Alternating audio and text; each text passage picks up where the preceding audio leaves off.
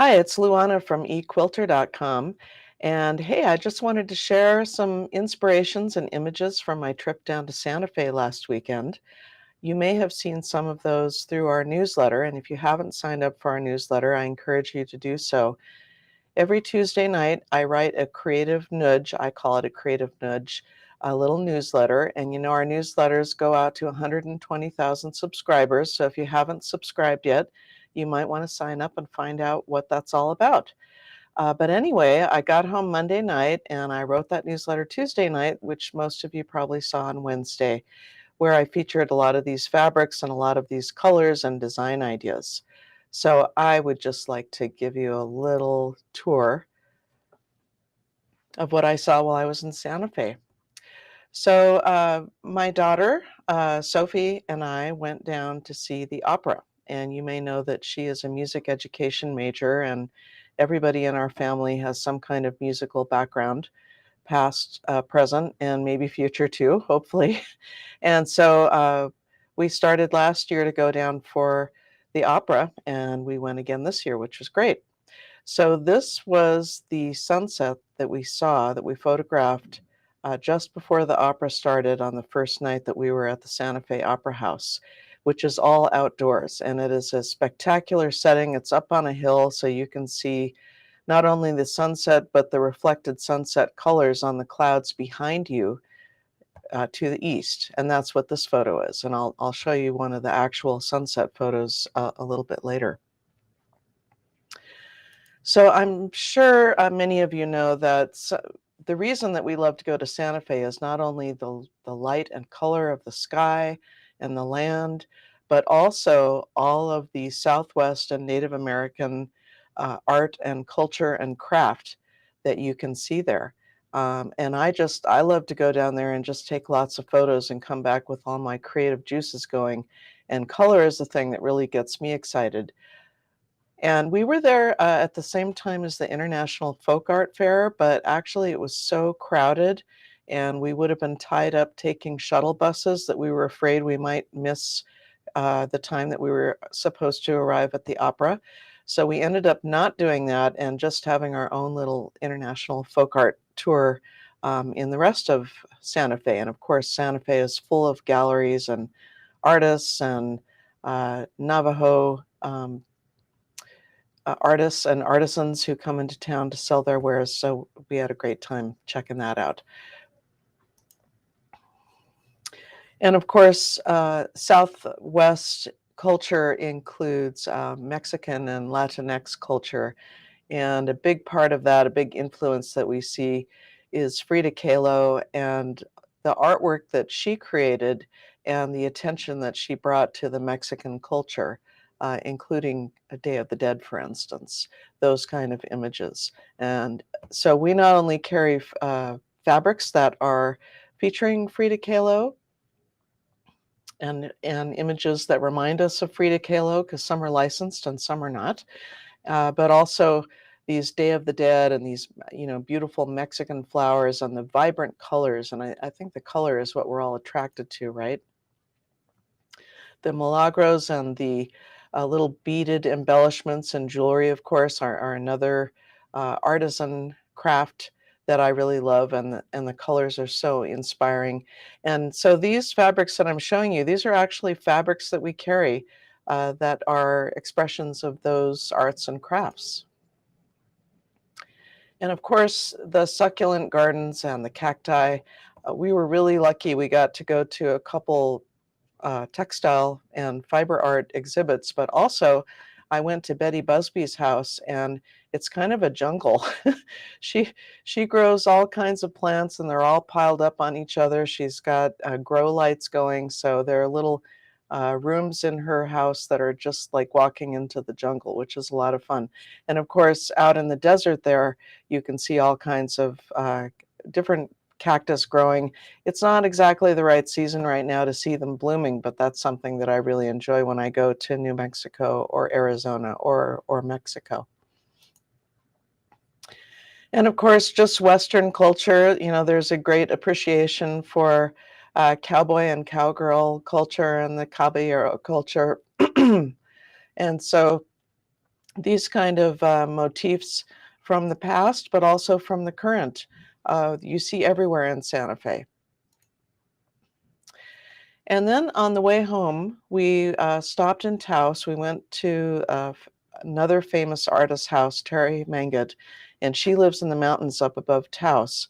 And I got to see her house and her studio and a bunch of her quilts and her stash. Oh my God, and her embellishments that she's got, just shelves and drawers and boxes full of great embellishments. And so then after we visited Terry, we started to drive back to Colorado. And as we drove through San Luis Valley north of Taos, we were driving along that long, straight two-lane highway.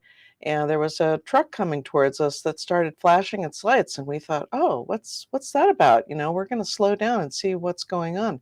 Well, we slowed down and we saw another car pulling over to the side, and all of a sudden we realized that there was a herd of wild horses, a band of wild horses right next to the road. And if you read the newsletter, you know also that the BLM, the Bureau of Land Management, has been rounding up wild horses for the last 50 years, and the population of wild horses in the western landscape and wilderness has dropped precipitously. I think it's less than 10% of what it was 50 years ago. And there's kind of a culture clash between the cattle ranchers who want that land for themselves and the wild horses and those who love wild horses. I'm on the side of the wild horses. I'd like to see them stay there and not be rounded up, because sometimes they come to not a very good end. And if you want to learn more about that, you can look it up and learn what I'm talking about. But anyway, we were really thrilled to see the horses there. Now, people drive really fast on that road, so that's why they were warning us. And then we noticed that the truck behind us was flashing their lights at people who were coming towards us as well. So I guess it's kind of a thing there, people who drive through that area. So this was the sunset that we saw at the opera. But one of the other visual treats that we had was this exhibit, which is at the Roundhouse, which is the New Mexico State Capitol building uh, near Old Santa Fe. It's a beautiful round building, you know, round Capitol dome. And when you enter, before you come into the rotunda area, you walk through the space, and this is where this exhibit is, called All Terrain. So if you're in the area currently or sometime soon, be sure to stop by to see this exhibit. Our friend Betty Busby had several pieces in this exhibit. But there were several other artists and different types of media too. And in fact, it's a mixed media exhibit. And I really love this piece on the left. It's all hand painted butterflies that have been cut out and painted and assembled into what looks like the hibernating monarch butterflies before they take off and migrate. And that's one of Betty's pieces in the middle. And then the piece on the right was really interesting. It looked like a bunch of cocoons that had all been put together, yellow cocoons on a black background. So anyway, always fun to go see textile exhibits. We also stopped to see an exhibit with a few pieces of Terry Mangat's work in the library in Taos. So again, if you're on vacation this summer and you can stop by the library, which is right next to the old downtown square in Taos, stop into the library and you'll get to see some quilt treasures hanging up there as you enter in as well. It's really exciting to walk in and see all of those art pieces. So when we were at the opera and we looked the other way, we saw the sunset to the west. And every night we were there, we had this spectacular sunset. And that's because I mean, there are always spectacular sunsets, in my opinion, in the Santa Fe area, but it's the monsoon season. And it's, you know, same thing here in Colorado when you have some clouds, particularly some low clouds that have been sprinkling on you recently, you get these fantastic illuminated sunsets with lots of color. And of course, if there are any wildfires in the area or smoke blowing in, that will add color to the sunset, although we personally don't really like to have that smoke blowing in. But, this is not retouched. This was the actual color of the sunset. And that previous photo that I showed you of the reflected sunset colors on the clouds to the east, that was also unretouched. And then, because it had just rained, we were treated to this amazing double rainbow. And when you see a rainbow like this, a huge, huge double rainbow in the sky, there's just no way that you can share that experience with someone. To be up on the top of a hill at sunset and to see this double rainbow was just a blessing. And, everybody stopped to look at the rainbow. Everybody stopped to take photos. And that's one of the things that I appreciate about quilters is that, we all appreciate beauty. We all appreciate art. We appreciate color. And so this was a moment that we all shared together. And although I can't share the total experience with you, I just wanted to share that image with you because it was really something.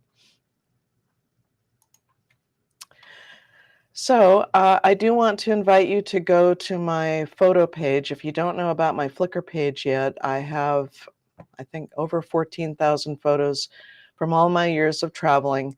And I've also uploaded recently some of these photos from my Santa Fe trip and also more photos from that all-terrain exhibit that's at the Roundhouse, the New Mexico State Capitol building. So my upcoming plans, which I always love to share with you guys because it's more fun to go and look at art and experience things when you're sharing it with other quilters. On Tuesday, I'm going to the Quilting Arts Studio and I'm going to be filming 2 segments, which you will see on PBS on Quilting Arts TV next fall, probably. That's probably when it'll come out. And of course, when we get those segments, they allow us to put my clips on our video page. So we will certainly share that with you on our newsletter. And then on Thursday, I'm flying out to DC, to Washington, DC, and I'm attending the Sacred Threads exhibit. And I have a quilt in the exhibit too. Yay! And we're a sponsor for the exhibit. And then on Saturday night, we're having at the dinner event, I will be speaking and showing a quilt. In fact, I'm bringing the Madonna quilt that I actually own now by the Russian artist Gaia Grotto. And I'm going to be sharing a story about how she escaped from Russia and what this quilt means to her. So if you're attending the event, I hope that many of you are. I'll see you there and be sure and come to the dinner. And let's see. After that, and you'll see all of this in the newsletter. If you get our newsletters, you'll see these dates. But if I'm traveling to an event that you're going to as well, please, if you see me, come over and say hi. If I'm in the middle of a photography session, sometimes that's a little tough to stop and chat at length. But I will be going to the Quilt Festival in Long Beach, and actually, I'm presenting cash awards for the color contest on, I believe it's at noon on August 4th. And then I'm still planning to go to the Birmingham show in UK, and I do have, I have a quilt in that too. And we're also sponsoring the SAQA Forced to Flee exhibit, which is on the theme of refugees, which has turned out to be a very timely topic in the last few months, right? And also, I hope that if you're going to the Birmingham show, that you'll come to my lecture on Friday. And I believe it's at 10 a.m. on Friday. And I'm also going to be on a panel speaking about refugees and activist quilts on Saturday at 12 or 12:45. And you can sign up for those events and register in advance because there's a limited amount of tickets. So, my friends, I'm glad to be home. I'm all juiced up and I'm thinking about the next quilt that I'm going to make. I have 2 quilts that are being sent out to 2 shows right now. So, I hope that you'll also be able to see some of my work. And of course, I love seeing your work. I love going to these shows and these exhibits and events and photographing your work so I can share it with others. Recently, I've gone to Quilt Canada and I've photographed those quilts. And if you go to my album page on Flickr, you can also see those images. And I will be photographing the Sacred Threads show as well. So thank you, and I'll see you next time.